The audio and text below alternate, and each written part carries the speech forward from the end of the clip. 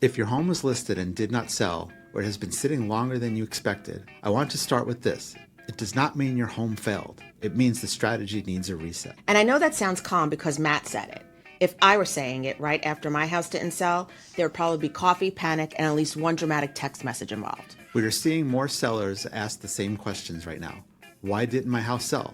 Should I reduce the price? Should I take it off the market? Should I relist with new photos? Should I switch agents? And the biggest one, what do I do next? Because when your listing expires, it feels personal. You cleaned, you showed it, you made plans. Then the market basically responded with, let me think about it, and then disappeared into the bushes. The good news is that there is a process for this. A listing that did not sell is not the end of the world. But before you relist, you need to know what happened. Otherwise, you are putting the same home back on the market in front of the same buyers and hoping they suddenly feel different. And that's not a plan. That's a real estate deja vu. The market is different now. The first thing sellers need to understand is that the market is not behaving the way it did a few years ago. Nationally, homes spent a median of 32 days on the market in April of 2026, up from 29 days a year earlier.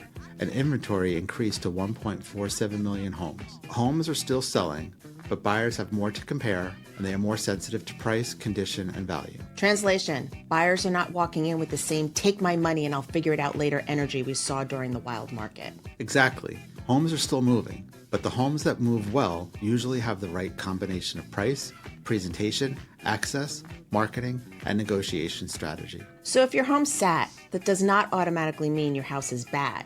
It means something in that combination was off. We need to find out what. So do not relist the exact same listing. If your listing expired, your first instinct might be, let's just put it back up. I get it. You want momentum. You want a fresh start.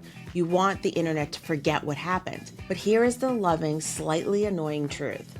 Relisting the same exact house with the exact same photos at the exact same price is not a strategy. It's a copy-paste optimism. A relaunch only works when buyers can see that something changed. That might be price, photos, staging, repairs, marketing, showing access, or the way the home is positioned online. But something has to be meaningfully different. Days on market can affect perception. Once a property sits, buyers start asking why. Sometimes nothing is wrong with the home, but the perception becomes a hurdle. That is why the reset matters. You are not just relisting, you are repositioning. Buyers are tiny detectives.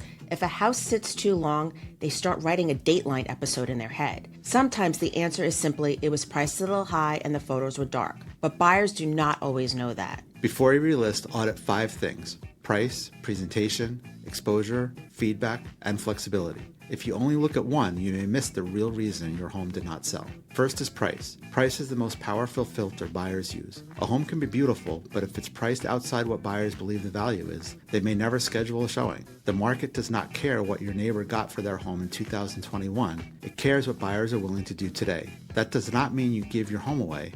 It means we look at current competition, recent pending sales, closed sales, and showing volume. Also, with love, your Zestimate, your cousin's opinion, but we need this number for the next house are not pricing strategies. Second is presentation. HomeLight recommends reviewing photo quality, number of photos, video or virtual tours, listing copy, and whether the listing clearly communicates the strongest features of the home. This does not mean your house has to look like a magazine spread where nobody owns a toaster. It means buyers need to understand the value quickly.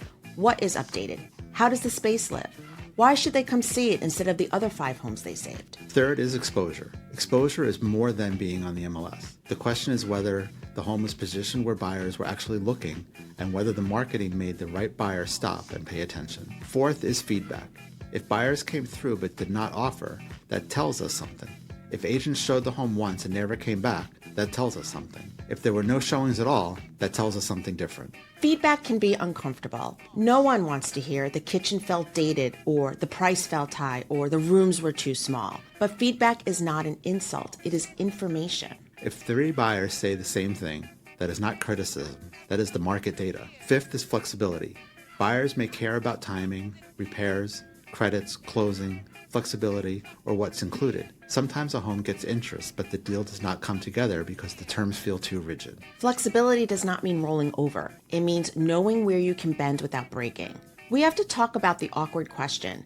If your listing expired, should you switch agents? Sometimes. But the better question is not, should I switch agents? The better question is, what will be different this time? Sometimes the issue is not the agent, sometimes it is the plan. But if the plan is not changing, the outcome probably will not either. That was very diplomatic. I was about to say a new sign with the same strategy is just yard decor. Well, that is also true. If you are considering relisting, ask direct questions. What did the listing data show?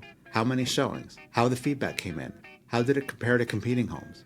What will change in the pricing, marketing, presentation, and follow-up? And if the answer is vague, that is your answer. If your listing just expired or you were thinking about taking it off the market, here's what you should do in the first 72 hours. Pause. Do not relist out of frustration. Gather the data, showing history, online activity, feedback, competing listings, price changes, and market activity during your listing period. Walk through the home with fresh eyes, then decide what has to be changed before you go back live. And emotionally detach from the old listing. I know that is hard. You've lived through the showings. You've cleaned the counters. You hid the laundry. You probably yelled, "Don't touch anything. We have a showing." Probably more than once. But the old listing is not the final story. It is the rough draft. The relaunch should be more intentional than the first launch. Better price strategy, better visuals, better positioning, and just a better plan. Or did not get the response you expected. Please hear this. You are not stuck. You are not doomed. Your house does not need to go into witness protection. You need a reset. You need to know what happened, what the market was telling you, and what you should change before you go back out. Your next move does not need panic, it needs a reset. If your listing expired and you are worried your home is starting to sit, we are happy to take a look at that strategy with you. Not pressure you, just give you a clear read on what the data shows and what we would change next. Because sometimes the house is not the problem. Sometimes the plan just needs Matt with a spreadsheet and me with enough caffeine to tell the truth nicely. That's pretty accurate. We are Danielle and Matt Rownin with Keller Williams. If your home did not sell the first time, let's talk about how to make the second launch smarter.